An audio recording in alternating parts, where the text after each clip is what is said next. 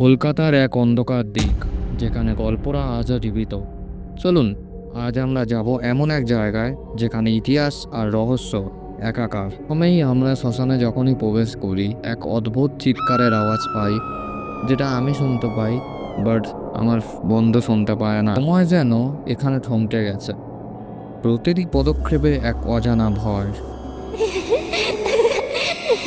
এই মহাশ্মশানের কেন্দ্রে রয়েছে এক জাগ্রত মহাকাল মন্দির, যা সৃষ্টি ও ধ্বংসের এক অসাধারণ মেলবন্ধন। অনেকে বিশ্বাস করেন এখানে প্রার্থনা করলে মৃতদের আত্মা শান্তি পায়।